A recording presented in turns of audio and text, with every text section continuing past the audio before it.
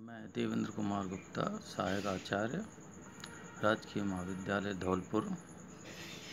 आप सभी का मेरे इस YouTube चैनल में स्वागत है, अभिनंदन है।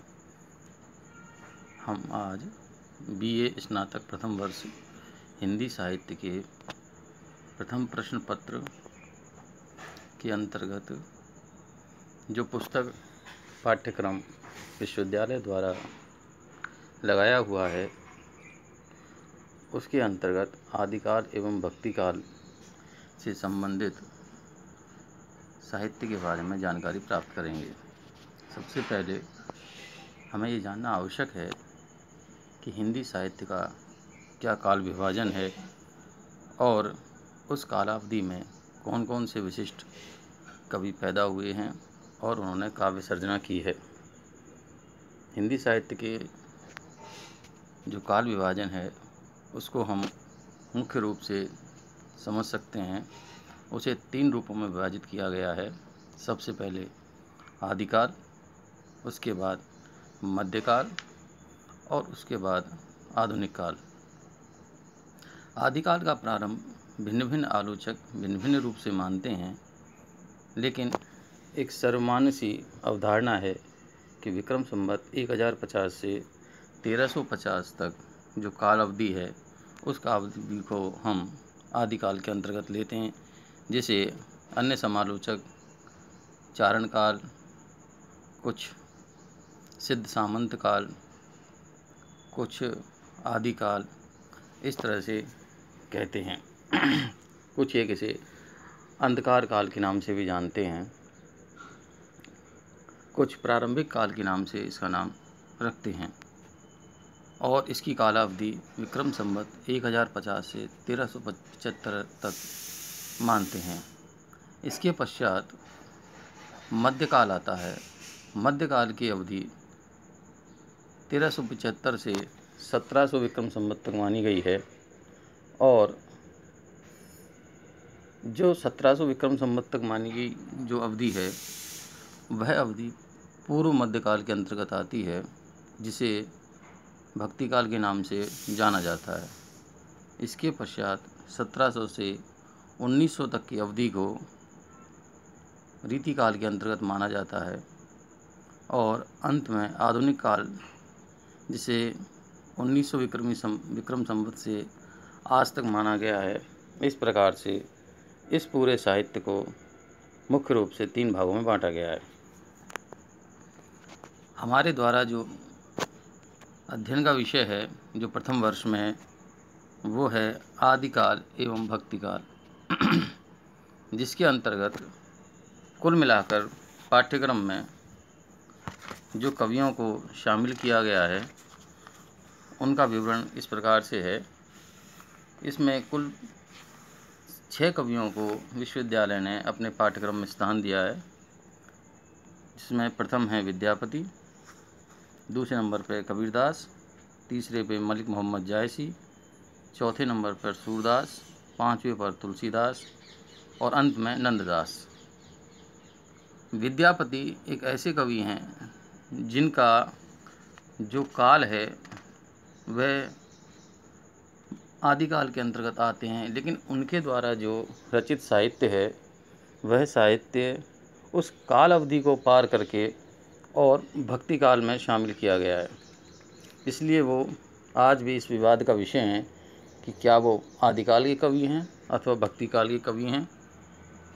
नंबर 2, कबीरदास संत काव्य परंपरा के कवि हैं और तीसरे नंबर पर जो हैं मलिक मोहम्मद जायसी, वो प्रेम काव्य परंपरा के कवि हैं। सूरदास कृष्ण भक्ति शाखा के कवि हैं, तुलसीदास राम भक्ति शाखा के कवि हैं और नंददास कृष्ण भक्ति शाखा के कवि हैं।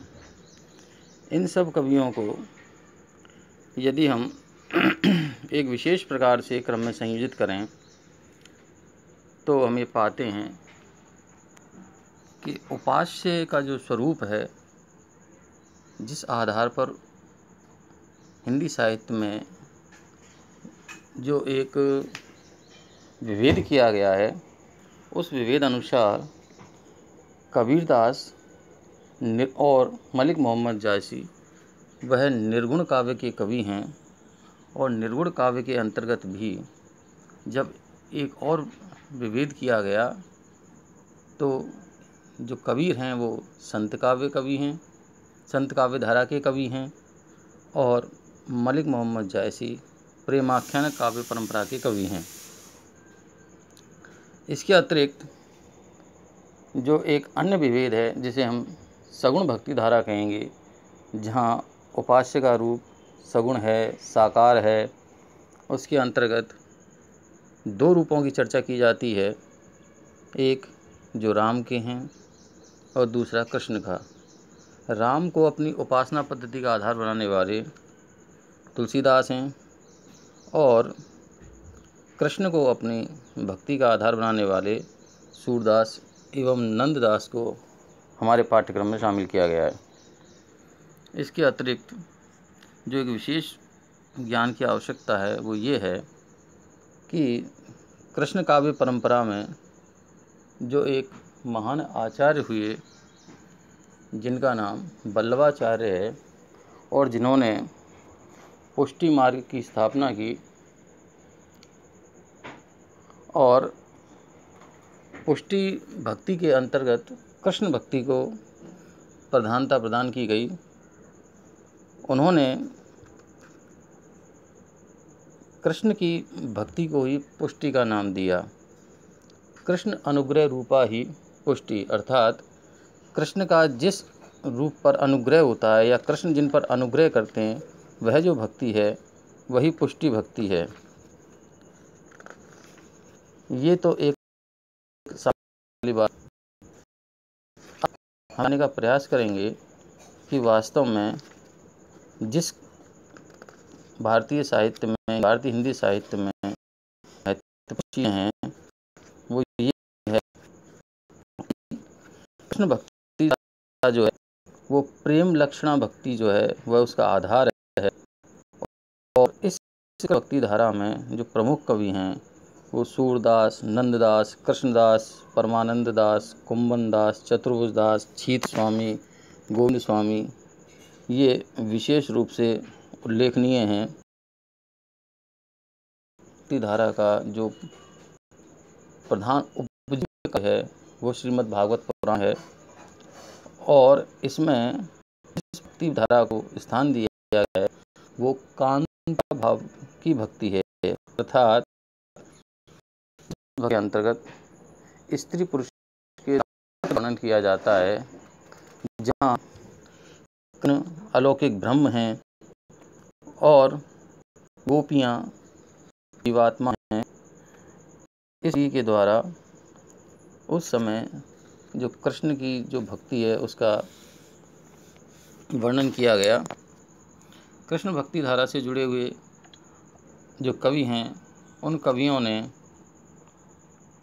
जिस भाषा का प्रयोग किया या जिस भाषा को अपने साहित्य की विषय वस्तु बनाया वह ब्रज भाषा रही और उस ब्रज भाषा में भी उन्होंने गीत शैली को अपनाया, अर्थात उनका जो काव्य है उसे गाया जा सकता है और वाद्य यंत्रों के साथ गाया जा सकता है।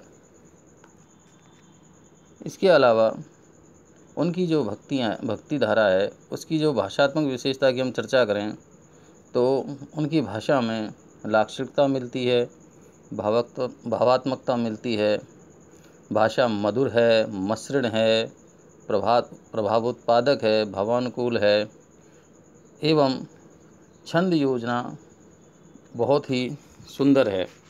तो ये सभी जो चीज़ें हैं वो इस चीज़ को उद्घाटित करती हैं कि तत्कालीन समय पर जिस साहित्य की सर्जना की गई वह साहित्य अपने आप में विलक्षण है, अनूठा है। और हमारे पाठ्यक्रम में जो पुस्तक है जिसके अंतर्गत हम इन सब चीज़ों का अध्ययन करेंगे वह नाम है आदिकाल एवं भक्तिकाल।